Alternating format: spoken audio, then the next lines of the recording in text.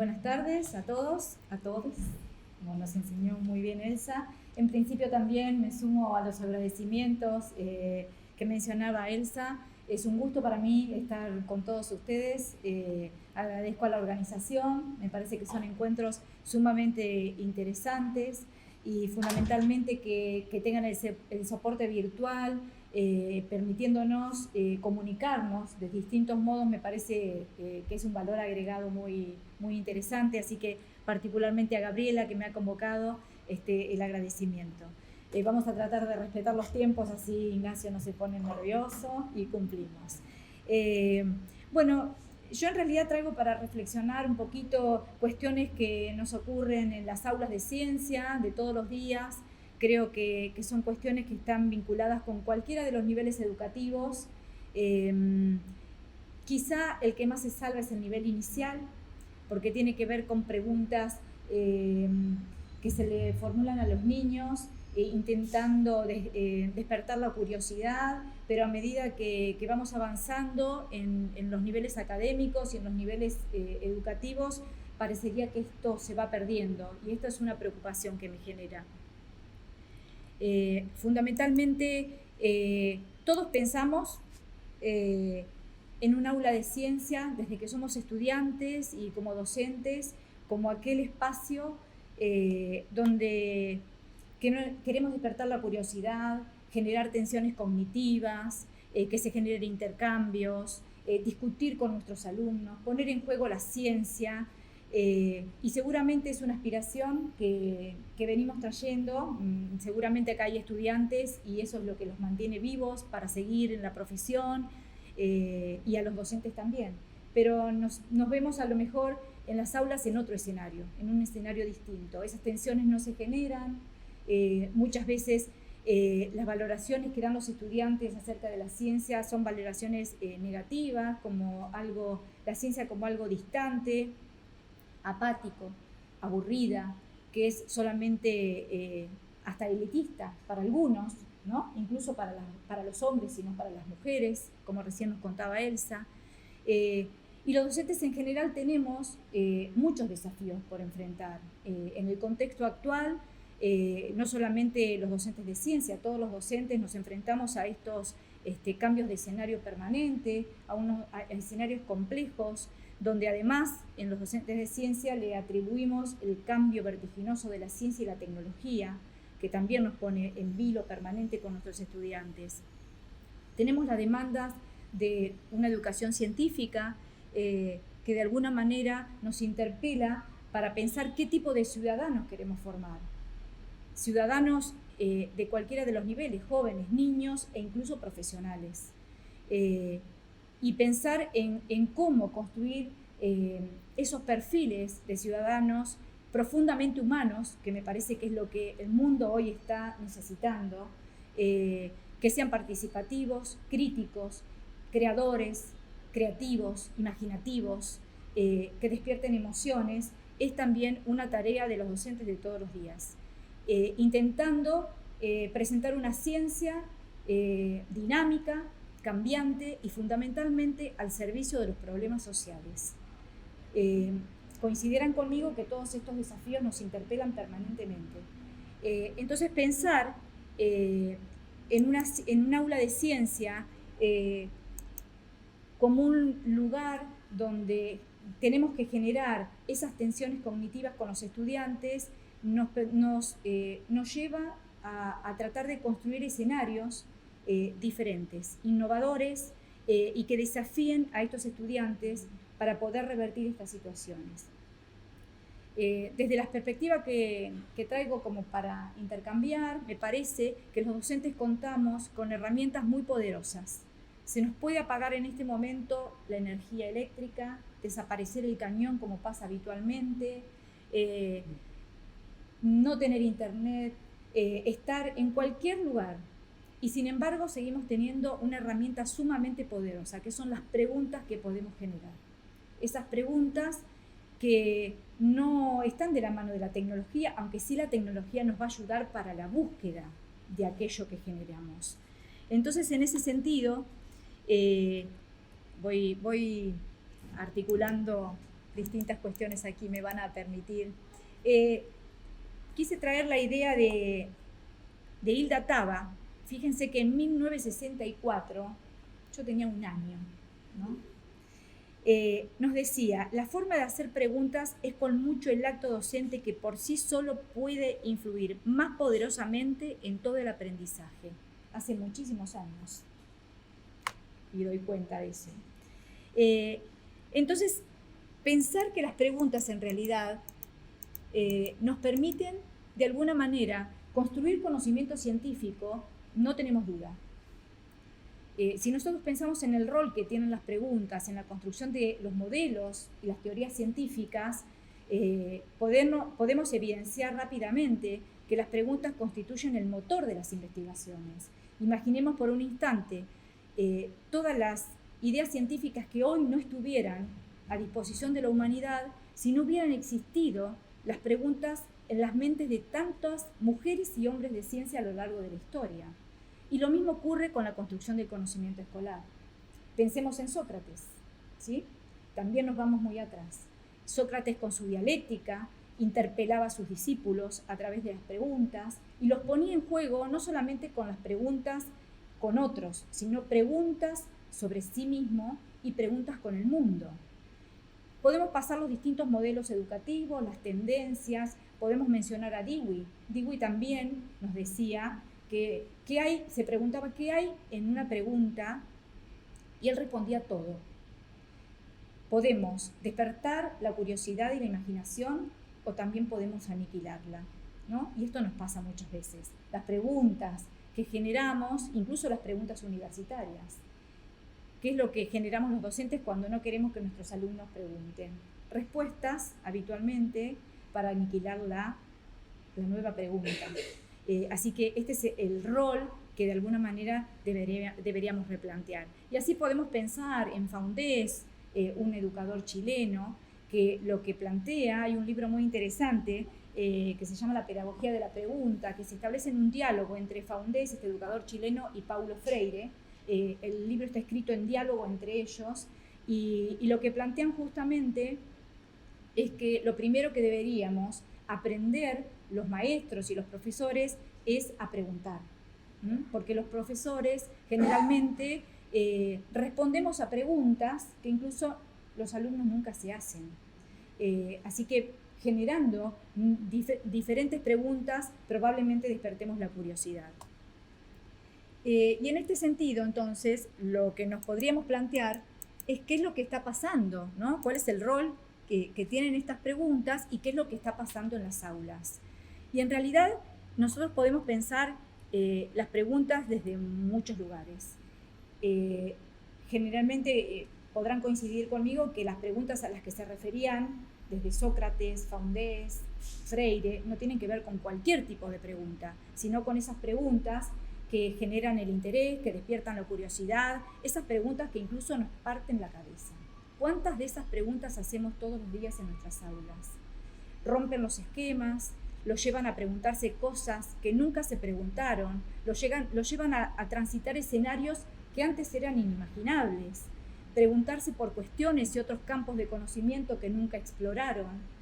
Y esas son las verdaderas preguntas. De esto vamos a tener muchos autores que nos hablan de preguntas verdaderas, de preguntas potentes, de preguntas investigables. Hay un largo repertorio de autores que las van categorizando y las van definiendo de distinta manera. Pero coincidirán conmigo que sabemos de qué preguntas estamos hablando. Esas preguntas que en realidad permiten que los estudiantes busquen, indaguen, argumenten, justifiquen, es decir, permitirles desplegar muchos procedimientos cognitivos, muchos procedimientos incluso metodológicos para la búsqueda, aunque no lleguemos a un resultado. Esas preguntas que favorecen el cuestionamiento. Y esto en realidad nos permite trabajar una dimensión que desde hace ya unas décadas muchos especialistas nos vienen advirtiendo sobre cómo considerar la naturaleza de la ciencia que enseñamos. Si la ciencia avanza en función de sus preguntas y los cuestionamientos permanentes, ¿por qué nosotros siempre trabajamos con respuestas y no con preguntas en las aulas? Y cuando nos preguntamos por qué nuestros alumnos después tienen imágenes de un científico y no de una científica. ¿Y por qué tienen esa imagen de la ciencia como una ciencia acabada, permanente, estática? También tienen que ver con que en realidad no le estamos demostrando que la ciencia avanza con preguntas, sino que la ciencia avanza con respuestas, porque eso es lo que encuentran en los libros y eso es lo que encuentran habitualmente en las aulas. Es decir, que estas preguntas en realidad tienen múltiples potencialidades. Favorecen la reconstrucción del conocimiento. Pensar que cuando nosotros generamos una pregunta, automáticamente esperamos una respuesta. En la respuesta que da ese estudiante, cualquiera sea la edad, nos está hablando de él, nos está hablando de sus representaciones, nos está hablando de cómo es él o ella, nos está diciendo qué piensa, desde qué lugar lo está pensando, y incluso nos está permitiendo asomarnos un poquito a lo que también desde la didáctica, desde el campo de la didáctica de la ciencia, se presta tanta atención, o al menos se intenta, que es pensar en las representaciones que tienen los alumnos para poder construir significado a partir de ellas. Es decir, que nos permitirían en esas respuestas entrar en ese ámbito intrapsicológico, porque en las respuestas nos está dando esas representaciones. Es decir, que entonces favorece la reconstrucción, por eso lo considero como un andamiaje para la construcción del conocimiento. Y fundamentalmente también nos permite, ¿sí?, incluso desarrollar las competencias metacognitivas, porque también podemos preguntar acerca de cuáles son los procesos de pensamiento que seguimos, de qué manera lo hicimos, qué caminos transitamos para poder cambiar o no cambiar nuestras ideas. Y también fundamentales para la gestión del aula, para la gestión de los intercambios, para la gestión de lo que tiene que ver con esta cuestión dialógica, de construcción dialógica que se dan en las aulas. Y por supuesto, generar la participación incluso de aquellos que habitualmente están ocultos, ¿sí? Los que en las aulas de ciencia muchas veces no hablan, no dicen mucho, y nuestras preguntas a veces justamente permiten que esas personas se expresen sus pensamientos de acuerdo al tipo de preguntas que generamos. Y aquí viene entonces la otra pregunta, ¿no? ¿Qué es lo que pasa en las aulas? Parto de un supuesto, me parece que esto es muy interesante para pensarlo. No estamos pensando solamente en la pregunta desde el punto de vista didáctico, sino fundamentalmente desde el punto de vista epistemológico. Las preguntas que despiertan, digamos, ese nudo del contenido, ¿no? Muchas veces nos encontramos con que a veces los alumnos transitan desde la respiración hasta el ciclo de Krebs, la cadena transportadora de electrones, y preguntamos ¿para qué respiramos? Y se quedan nudos. Es decir, no pueden relacionar la energía con la respiración, no pueden, ¿no? O directamente el oxígeno ingresa y sale, circula por la sangre, ¿no? Entonces, esas son las preguntas, es decir, me refiero a esta cuestión, no solamente pensar las preguntas desde el punto de vista didáctico, sino ir al nudo epistemológico de los contenidos que queremos trabajar. Por eso incluso menciono esta cuestión, que nuestras preguntas están, nuestros compromisos didácticos, sí, epistemológicos, pero también éticos, ¿sí? Si estamos trabajando la alimentación y no planteamos ninguna pregunta acerca de la falta de equidad alimentaria, del hambre en el mundo, también estamos dando nuestras posturas éticas y valorativas frente a la ciencia y a la enseñanza de las ciencias. Y entonces aquí quería contarles rápidamente qué pasa, qué es lo que he encontrado a partir de la investigación con respecto a las preguntas en las aulas de ciencia.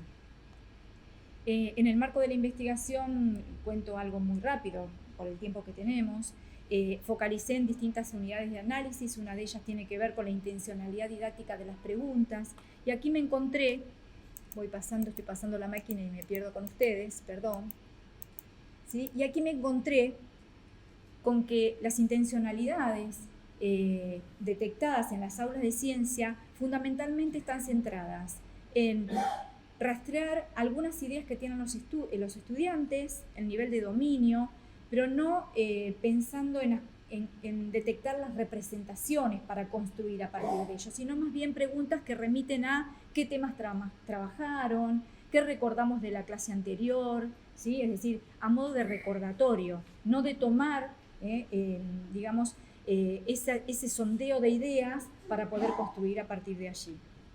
Y por otro lado, muchas preguntas que tienen que ver con gestionar la clase, ¿sí? O regular la actividad de los estudiantes.